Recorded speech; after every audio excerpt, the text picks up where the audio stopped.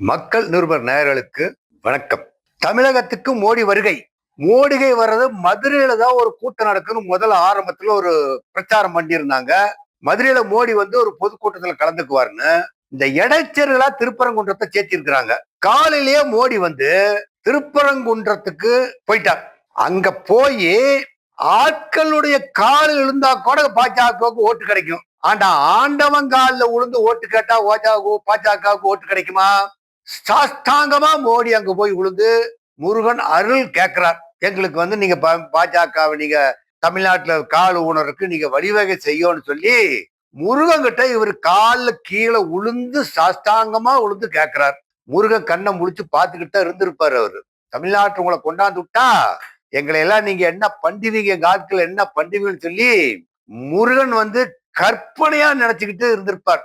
அப்போ பாரதிய ஜனதா கட்சி ஓட்டு வாங்குறதுன்னு சொல்லி சொன்னா ஆண்டவங்கால விழுந்தா கூட பரவாயில்லன்னு போய் கேக்குறாங்க. இப்போ அடுத்தவன் போய் விழுந்தாக்க அவங்க கேவலமா பேசுவாங்க. போய் சாமியார் காண்டவங்கால விழுந்துறாருவார்னு சொல்லி சொல்லுவாங்க. சரி, அவங்க கட்சியினுடைய கொள்கை. இப்ப திருப்பரங்குன்றத்துல அங்க விளக்கு ஏற்றுவதில் ஒரு சின்ன தகராறு, கார்த்திகை தீபம் போடுற தகராறு. பூரணச்சந்திரன் அங்க தீ குளிச்சு சாவறார்.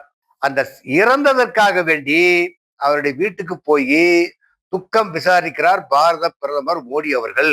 அது எவ்வளவு முக்கியத்துவமா எடுத்துக்கிட்டு போய் அவங்க வீட்டுக்கு போறாங்க. அதற்கு பின்னால் வந்து தமிழகத்துல வேற எதுவுமே சாவுலியா, எப்படியாவது தமிழகத்துல பாரதிய ஜனதா கட்சி ஆட்சி கொண்டுகிட்டு வரணும் அப்படிங்கறதுதான் பாஜகனுடைய குறிக்கோள், மோடியினுடைய குறிக்கோள். ஏன்னா இதுக்கு அமித்ஷா வரக்கானா. இதெல்லாம் காலையில நடந்த நிகழ்ச்சி. மாலையில மதுரையில ஒரு பொதுக்கூட்டம் போடுறாங்க. மதுரையில் போட்ட பொதுக்கூட்டத்துல அந்த கூட்டம் என்னன்னு சொல்லி போடுறாங்கன்னா, அனைத்து கட்சிகளும் கலந்து கொள்கின்ற கூட்டம் தான் மதுரையில் நடந்த பொதுக்கூட்டம். காலையில கூட்டம் போடுறப்பவே முன்னாலேயே ஒரு நாளைக்கு முன்னாடியே பந்தல்லாம் போட்டு ஜோர் பண்றாங்க. அப்போ பந்தலுக்கு முன்னால முகப்புல ஈவேரா பெரியார் படத்தை வச்சுறாங்க. இது படம் வச்சது எல்லாத்துக்கும் தெரிஞ்ச எல்லாம் போட்டோலாம் எடுத்து பண்ணியாச்சு. அதுக்குள்ள என்ன நடந்ததே தெரியல. ஈவேரா பெரியார் படம் அங்க இருக்கக்கூடாது, அவர் கடவுள் மறுப்பு இயக்கத்துக்கு சொந்தக்காரர், நாம வர்றதோ சாமியார் பசங்க தான் எல்லாரும் வர்றோம், அதனால அங்க ஈவேரா இருந்ததுன்னா நல்லா இருக்காதுன்னு சொல்லி அந்த படத்தை எடுத்துட்டாங்க. வைக்கிறதுக்கு முன்னே புத்தி இருந்திருக்கணும் இந்த பாஜக காரனுக்கு. எல்லா கட்சியும் கூப்பிட்டு இருக்கிறோம்.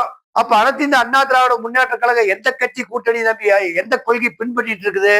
பெரியாருடைய கொள்கை பின்பற்றிட்டு இருக்குது இல்லையா?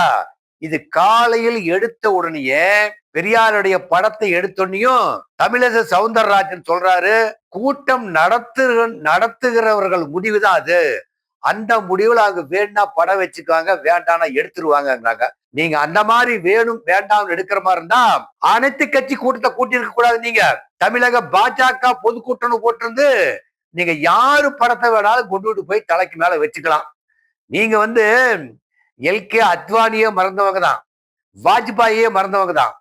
இப்படி கூட்டத்துல எல்லாத்தையும் மறந்துட்டு கூட்டம் நடக்கிறப்ப நம்ம பிரதமர் மோடி அவர்கள் பேசுறப்ப யார சொல்லி சொல்றாரு? அங்க கூட்டத்துல பேசுறப்ப மருதுபாண்டி சகோதரர்களை பத்தி பேசுறார். கூட்டத்துல பேசுறப்ப மருதுபாண்டி சகோதரர்கள் வீரபாண்டிய கட்டப்பொம்ம, முத்துராமலிங்க தேவர், இமானுவேல் சங்கரன், இப்படி அந்த பாண்டிய நாட்டுக்கு சுற்றில யாரா இருந்தாங்களோ அவங்களையெல்லாம் பற்றி புகழோன்னு புகழ்ந்து பேசிட்டு போறார் நம்ம பாரத பிரதமர் மோடி. பாண்டிய நாடு தமிழுக்கு சொந்தம் அப்படிங்கிற கருத்தையும் வலியுறுத்தி சொல்றார்.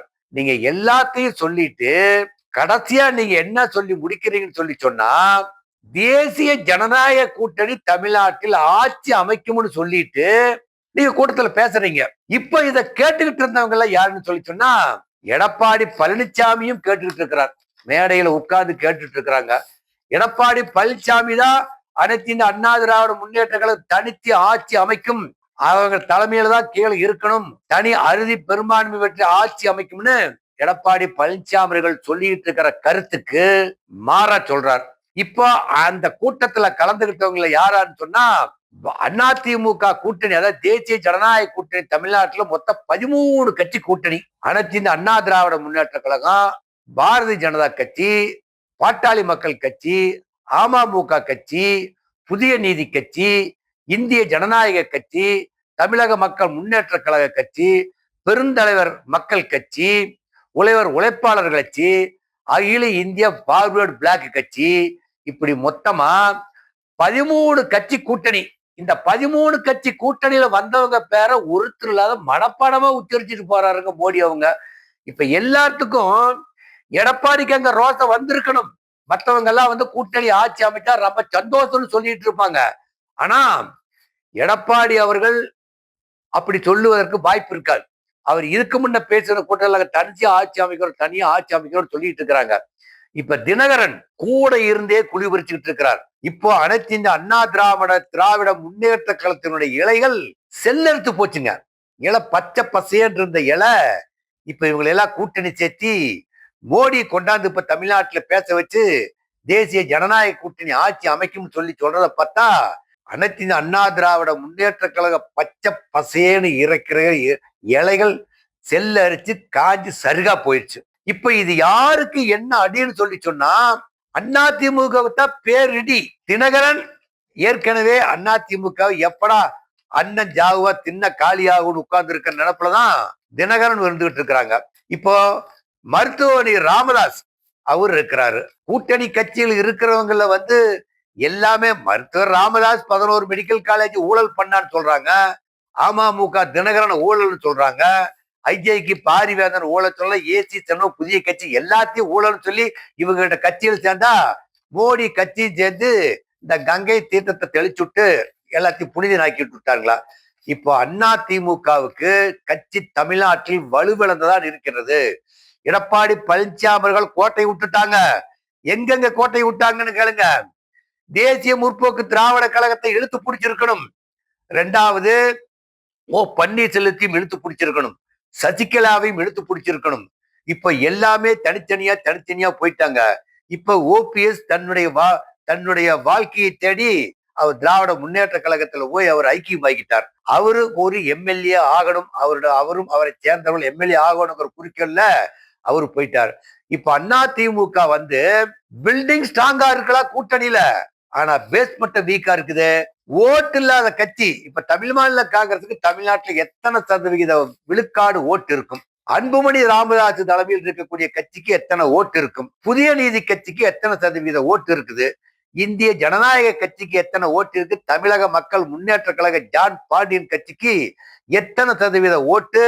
அகில இந்திய பார்வேர்டு கட்சிக்கு பிளாக் கட்சிக்கு எத்தனை ஓட்டு? உழைவர் உழைப்பாளர் கட்சிக்கு எத்தனை சதவீத ஓட்டுன்னு கூட்டி கலக்கி படிச்சா எல்லாமே சேர்ந்து அதிமுக தவிர பாரதிய ஜனதா அதிமுக தவிர இருக்கக்கூடிய 12 கட்சிகளை கூட்டணி சேர்த்துனாக்கா ஒரு 6-7% ஓட்டு வாங்குறதே அதிமுக கூட்டணிக்கு குதிரை கொம்பத்தா இருக்கும்.